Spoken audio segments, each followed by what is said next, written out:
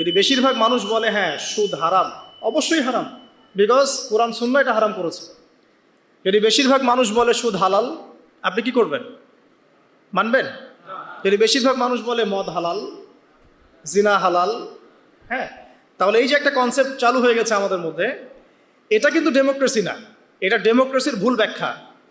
হ্যাঁ, বেশিরভাগ মানুষ এর কথা মতামত কখন গ্রহণযোগ্য হবে? যখন সেটা আল্লাহ পাকের ঐশী গ্রন্থের আলোকে হবে, তখন অবশ্যই নিঃসন্দেহে এটা গ্রহণযোগ্য হবে। কিন্তু যদি বেশিরভাগ মানুষ আল্লাহ এবং তার রাসূলের বিধানের বাইরে কথা বলে, হালাল করে দেয় মদকে, জেনাকে হালাল করে দেয়, আপনার এই যে পর্নোগ্রাফিকে হালাল করে দেয়, সুদকে হালাল করে দেয়, তাহলে কি আমরা হালাল মেনে নিব?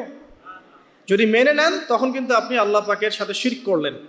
এটা সূরা তাওবার 31 নম্বর আয়াতে পড়ে দেখবেন। লাম ইয়ালিদ ওয়া লাম ইউলাদ, আল্লাহ পাক কাউকে জন্ম দেননি, কারো কাছ থেকে জন্মিতও নন। ওয়া লাম ইয়াকুল লাহু কুফুয়ান আহাদ, এটা আরো ম্যাসিভ। আল্লাহ পাকের সমতুল্য কিচ্ছু নাই। মানে কোনো কিছু যদি আপনার চিন্তায়ও আসে যে এটা আল্লাহর সমকক্ষ হতে পারে, নাউজুবিল্লাহ, সাথে সাথেই ওই কনসেপ্টটা বাতিল করতে হবে। কারণ আল্লাহ পাকের সমকক্ষ কিছু হতেই পারে না। কিছু মানুষ আছে মুসলিমদের মধ্যেও দেখা যায় যে আল্লাহ পাকের গুণ এবং আসমা সিফতগুলোকে মানুষের সাথে তুলনা করছে না?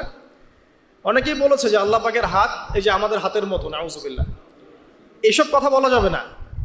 অনেকে বলেছে আল্লাহ পাকের পা মানুষের পায়ের মতো, আল্লাহ পাকের চেহারা মানুষের চেহারার মতো। অনেক ফিলোসফিক্যাল বই আমরা পড়েছি, এগুলোতে অনেক মানুষ এই কথাগুলো লিখেছে, এগুলো সম্পূর্ণ বাতিল আকীদা। লাইসা কামিসলিহি শাই, আল্লাহ পাকের মতো কিছুই নাই, কোনো কিছুই তার সাথে সাদৃশ্যর হওয়ার যোগ্য নয়। এখানে যদি কোনো মুসলিম এরকম আকীদা পোষণ করে থাকে, এটাও একটা বাতিল আকীদা হবে। সামনে আসেন, আল্লাহকে চিনতে হলে আপনাকে আরেকটা আয়াত আমি শোনাচ্ছি, ইনশাআল্লাহ এটা যথেষ্ট হবে। আল্লাহ রাব্বুল আলামিন বলছেন, আল্লাহ পাক, লা ইলাহা ইল্লাহু, আল্লাহ পাক তিনি যিনি ছাড়া কোনো ইলাহ নাই। আল্লাহু লা ইলাহা ইল্লাহু আল হাইয়ুল কাইয়ুম, তিনি হাই এবং কাইয়ুম, হাইয়ুন কাইয়ুম, চিরঞ্জীব চিরস্থায়ী। চিরঞ্জীব মানে কি? মানে যখন কিছু ছিল না আল্লাহ পাক ছিলেন, যখন কিছু থাকবে না আল্লাহ পাক থাকবেন।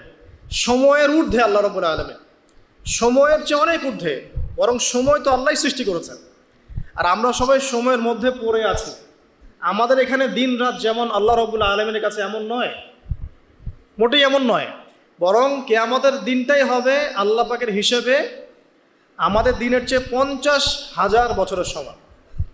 তাহলে এই সময়ের যে একটা আমরা গোলক ধাঁধায় পড়ে আছি, এক একটা গ্রহের সময় এক এক রকম, এক একটা গ্যালাক্সিতে সময় এক এক রকম। আল্লাহ পাক এগুলোর ঊর্ধ্বে, চিরঞ্জীব চিরস্থায়ী। আপনারা যারা সায়েন্সে পড়েছেন, আপনারা ওই যে আইনস্টাইনের সূত্র পড়েছেন না, যে সময়ের আলোর বেগে যদি কোনো বাহন ছুটে মহাকাশে, তাহলে পৃথিবীতে দেখা গেল একজনের বয়স 25, ও মহাকাশে 25 বছর ঘুরে আসলো, এসে দেখেছে, আবার পৃথিবীতে এসে দেখলো তার ওই ভাই যার বয়স 25 ছিল তার বয়স এখন 50, কিন্তু ওই বেচারার বয়স কিন্তু 25ই থেকে গেছে। এই সূত্রটা জানেন না? তো সময় কিন্তু সব জায়গায় একরকম নয়, এখানে অনেক ব্যাপার আছে। আল্লাহ রাব্বুল আলামিন চিরঞ্জীব এবং চিরস্থায়ী।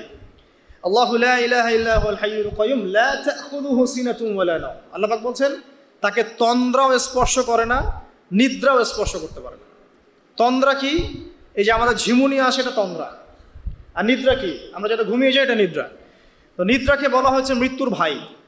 এই কারণে জান্নাতে মানুষ যখন যাবে তাদের ঘুম হবে না, মানে জান্নাতে কোনো ঘুম নাই, কারণ ঘুম হচ্ছে মৃত্যুর ভাই। তো আল্লাহ পাককে ঘুমও স্পর্শ করতে পারে না এবং ঝিমুনি তন্দ্রাও স্পর্শ করতে পারে না। এমন একটু চিন্তা করে দেখেন, এই লক্ষ কোটি বছর ধরে যে মহাকাশ চলছে সৃষ্টির পর থেকে, আল্লাহ রাব্বুল আলামিন একটা মুহূর্ত সময় কি রেস্ট নিয়েছেন? একটা জাররা পরিমাণ সময় কি তিনি রেস্ট নিয়েছেন?